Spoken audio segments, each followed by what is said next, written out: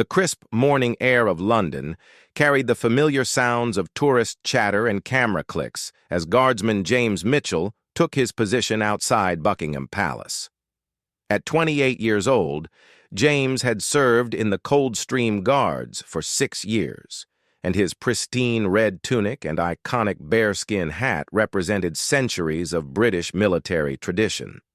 Standing at 6 feet 2 inches with shoulders squared and eyes fixed straight ahead, he embodied the unwavering discipline that tourists from around the world came to witness. James had always taken pride in his role. Growing up in a small town in Yorkshire, he had dreamed of serving his country, and protecting the royal family felt like the highest honor he could achieve. His father, a former soldier himself, had instilled in him the values of duty, respect, and unwavering commitment to service. These principles guided James through the rigorous training and helped him maintain his composure during the long hours of standing guard, regardless of weather conditions or the sometimes challenging behavior of tourists. The morning started like any other. Crowds of visitors gathered behind the metal barriers, phones and cameras ready to capture the iconic sight of the motionless guards. Children pressed their faces against the railings, trying to make the guards laugh or move, while their parents took endless selfies. James remained perfectly still, his breathing controlled and his gaze fixed on the horizon. He had mastered the art of mental discipline, able to stand for hours without showing any sign of discomfort or distraction. Around 10:30 in the morning, the usual tourist crowd began to thin as people moved on to other attractions. A few dedicated photography enthusiasts remained, along with some families who seemed determined to get the perfect shot. James noticed a woman approaching from his peripheral vision, but he maintained his position as protocol demanded. She appeared to be in her 40s, well-dressed in designer clothes, with an air of confidence that bordered on arrogance. The woman, later identified as Margaret Thornfield, was visiting London from New York. She came from a wealthy family and was accustomed to getting her way in most situations. Her expensive handbag, diamond jewelry, and the way she carried herself suggested someone who rarely heard the word no. Margaret had been touring London for 3 days, visiting all the major attractions, and had grown increasingly frustrated with what she perceived as the city's lack of accommodation for visitors of her status.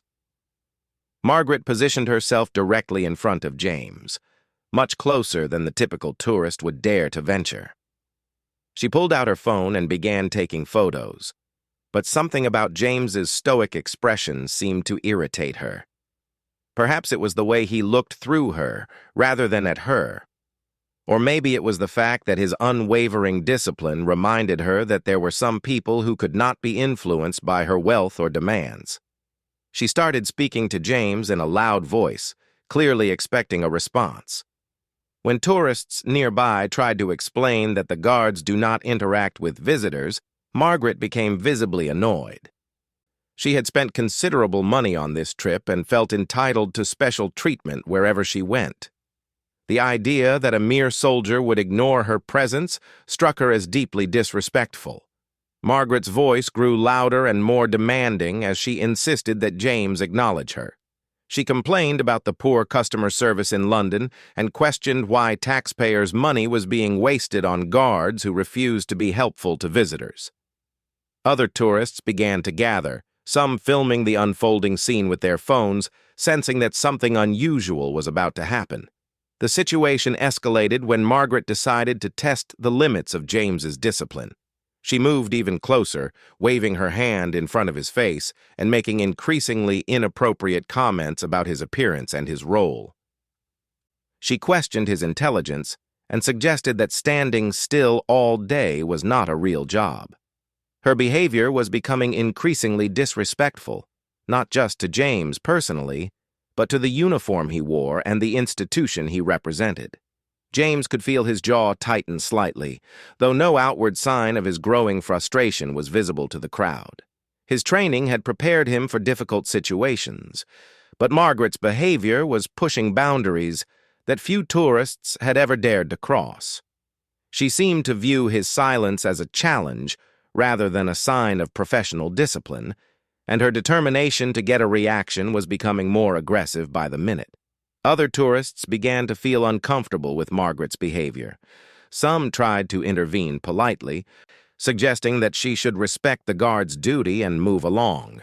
These attempts at mediation only served to anger Margaret further. She turned on the other tourists, demanding to know who they thought they were to tell her what to do. Her sense of entitlement was becoming more apparent with each passing moment.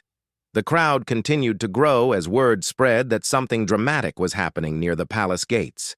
Social media posts began appearing almost immediately, with people sharing videos of the confrontation.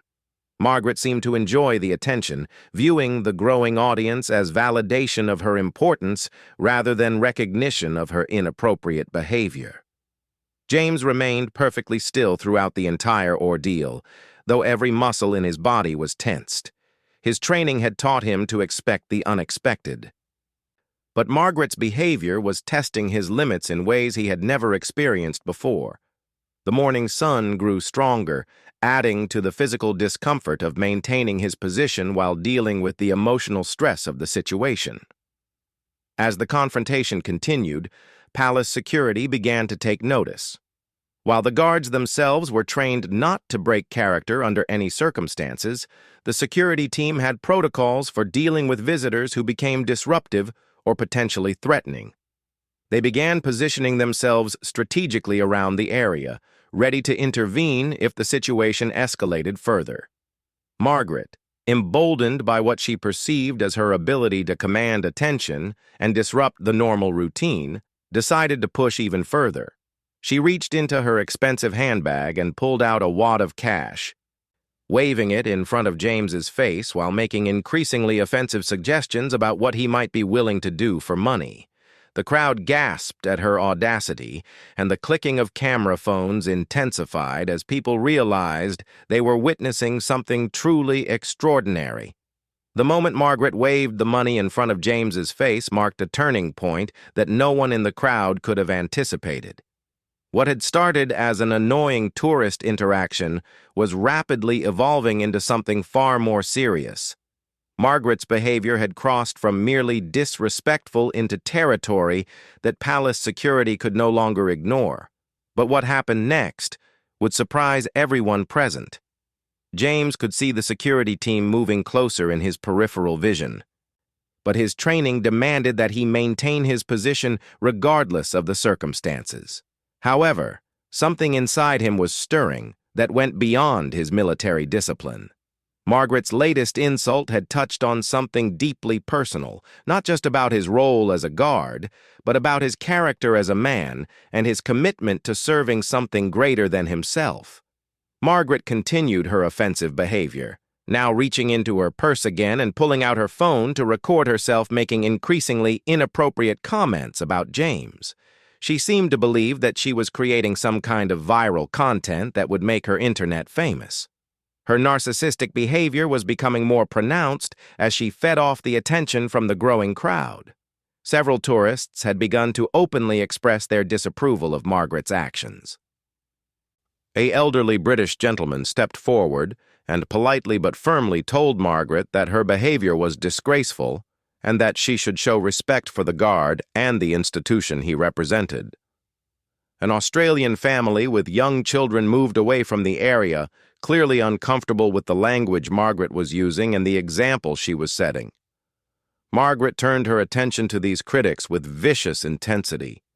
She began berating the elderly gentleman, questioning his appearance and making cruel comments about his age. When the Australian mother tried to shield her children from Margaret's outburst, Margaret accused her of being an overprotective parent and made disparaging remarks about tourists who brought children to adult attractions. The situation was spiraling out of control, but James remained motionless. Inside his mind, however, a plan was beginning to form.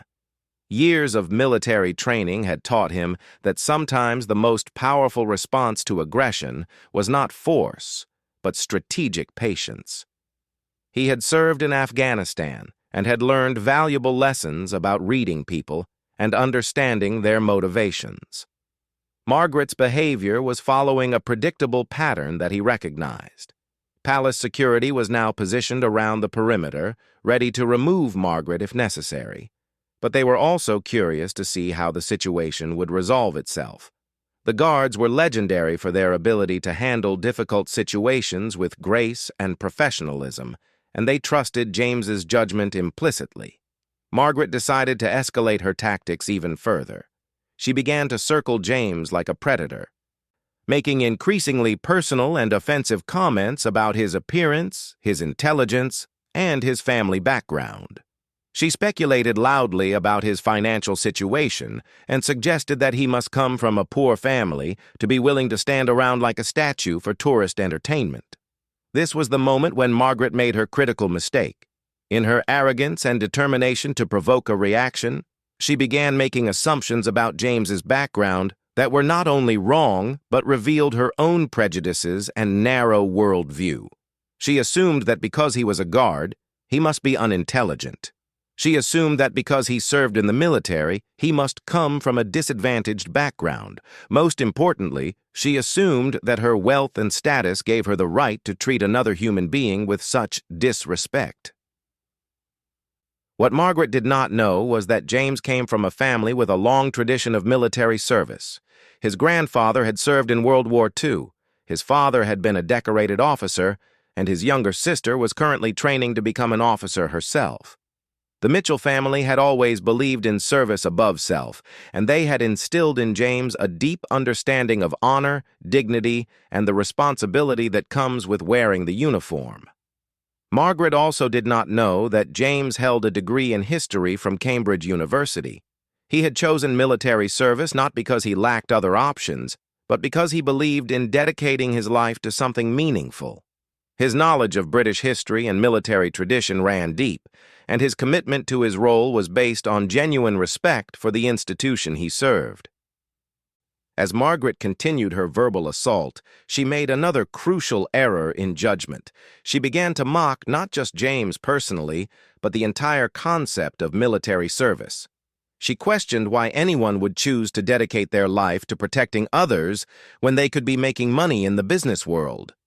She suggested that soldiers were people who could not succeed in the real world and had to resort to government jobs because they lacked the intelligence and ambition for private sector success. These comments struck at the heart of everything James believed in. His father had been wounded in service to his country. His grandfather had fought against fascism in Europe. His sister was preparing to follow in their footsteps. Margaret was not just attacking him personally. She was attacking his family legacy and the principles that had guided his entire life. The crowd was becoming increasingly uncomfortable with Margaret's behavior. Several people had started recording the interaction, not out of entertainment, but out of concern for what was happening.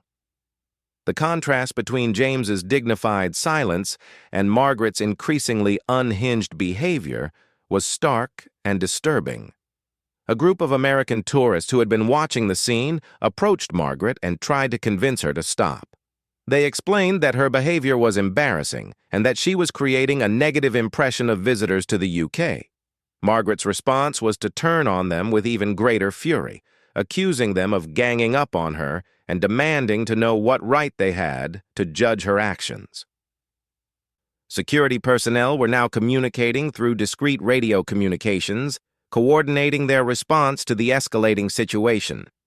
They were prepared to remove Margaret immediately, but they had also noticed something in James's posture that suggested he might be preparing to handle the situation himself within the bounds of his training and authority. Margaret's behavior reached its peak when she decided to make physical contact. She reached out and attempted to touch James's uniform, claiming she wanted to see if the fabric was real or if the whole thing was some kind of cheap costume designed to fool tourists. This action crossed a clear line that even the most patient security protocols could not ignore. The moment Margaret's hand made contact with James's uniform, several things happened simultaneously. Security began moving in for immediate intervention. The crowd collectively gasped, and James made a decision that would change the entire dynamic of the situation. But instead of breaking his military bearing or responding with anger, James chose a response that would demonstrate why the royal guards were respected around the world for their professionalism and dignity. The moment Margaret's hand touched James's uniform, time seemed to freeze for everyone watching. The crowd held its breath, security tensed for immediate action, and Margaret herself seemed suddenly aware that she might have crossed a line she had not intended to cross. But what happened next was something no one could have predicted, and it would become a story that people would share for years to come. Instead of reacting with anger or breaking his military composure, James did something extraordinary. He slowly, deliberately, and with perfect military precision, turned his head to look directly at Margaret. His movement was so controlled and purposeful that it commanded immediate attention from everyone present. The crowd fell completely silent, understanding instinctively that they were about to witness something significant. When James's eyes met Margaret's, she saw something that stopped her cold. There was no anger in his gaze, no frustration, no desire for revenge. Instead, there was a depth of calm authority and quiet dignity that she had never encountered before. It was the look of someone who had faced real danger, who had served his country with honor, and who understood the true meaning of strength and self-control. James spoke in a voice that was quiet but carried clearly across the silent crowd. His words were measured, respectful, and devastatingly effective. He said, "Madam, I have stood guard in Afghanistan protecting people I had never met. I have served my country in places where real courage was required every single day. I have watched friends sacrifice everything for the principles of freedom and democracy that allow you to stand here today and express yourself however you choose." Margaret tried to interrupt, but James continued with the same calm authority. "I stand here today not because I lack other options, but because I believe in service above self. I represent something larger than myself, larger than my personal comfort, and larger than any individual's need for attention or validation. The uniform I wear represents centuries of British men and women who have given their lives to protect the freedoms that you enjoy." The crowd was completely captivated. This was not the response anyone had expected. James was not breaking protocol or losing his temper. Instead, he was demonstrating exactly why the royal guards commanded such respect. He was showing that true strength came not from aggression or retaliation, but from unwavering commitment to principles and the ability to maintain dignity under pressure. James continued, "You have spent the last 30 minutes trying to provoke a reaction from me, assuming that I am somehow beneath you because of the role I have chosen. You have made judgments about my intelligence, my background, and my worth as a human being based on nothing more than your own prejudices and sense of entitlement." Margaret's face had gone pale, and for the first time since the confrontation began, she seemed at a loss for words. The reality of her behavior was beginning to sink in as James articulated what everyone had been thinking but had been too polite to say directly. "I earned my degree from Cambridge University before choosing to serve my country," James said, his voice never rising above a conversational tone. "I come from a family with a proud tradition of military service. My grandfather fought in World War II. My father served as an officer for 25 years. My sister is currently training to become an officer herself. We serve not because we have to, but because we choose to dedicate our lives to something meaningful." The crowd began to murmur with approval and amazement. Several people started clapping, recognizing that they were witnessing something remarkable. Margaret stood frozen, finally understanding the magnitude of her misjudgment and the depth of her inappropriate behavior. James took a step forward, maintaining perfect military posture, and continued, "You waved money in my face, assuming that everyone has a price and that your wealth gives you the right to treat others with disrespect. You mocked military service, apparently unaware that the freedom you enjoy to travel, to speak your mind, and to live without fear exists, because people like my family have been willing to sacrifice for something greater than themselves. Security personnel had stopped their advance, recognizing that James was handling the situation with perfect professionalism. The palace guards were trained to deal with difficult situations, and James was demonstrating exactly why their training was so highly regarded. "The most telling thing about this entire encounter," James said, "is not what you have said about me, but what your behavior has revealed about yourself. Your wealth has given you many advantages in life, but it has apparently not taught you the value of respect, dignity, or basic human kindness." Margaret finally found her voice, but instead of the aggressive tone she had been using throughout the confrontation, she spoke in barely a whisper. I didn't realize." James nodded slightly, acknowledging her words. "That is precisely the problem. You did not realize that the person you were insulting is a human being with feelings, background, education, and a family who loves him. You saw only a uniform and made assumptions based on your own limited worldview." The crowd was now openly showing their support for James. Tourists from multiple countries were applauding, and several people had tears in their eyes. They had come to London expecting to see traditional British pageantry, but instead they had witnessed a masterclass in dignity, self-control, and the power of quiet strength. "I will return to my position now," James said, "and I will continue to serve with the same dedication I have always shown. Your behavior today will not change my commitment to my duty or my respect for the uniform I wear. But I hope that you will take some time to reflect on what happened here and perhaps consider how you treat others in the future." James then executed a perfect military turn and resumed his position, once again becoming the motionless sentinel that tourists expected to see. But something fundamental had changed. The crowd remained for much longer than usual, not trying to provoke the guards, but simply standing in respectful appreciation of what they had witnessed. Margaret stood in stunned silence for several more minutes before quietly walking away. Several tourists later reported seeing her sitting alone on a bench near the palace, apparently deep in thought about the encounter. She was overheard making phone calls to family members, describing the experience and expressing genuine remorse for her behavior. The video footage of the encounter, captured by multiple tourists, spread rapidly across social media. Within hours, James had become an international symbol of dignity under pressure and the power of responding to aggression with measured strength rather than anger. The response was overwhelmingly positive, with people from around the world expressing their admiration for his professionalism and the way he had handled such a difficult situation.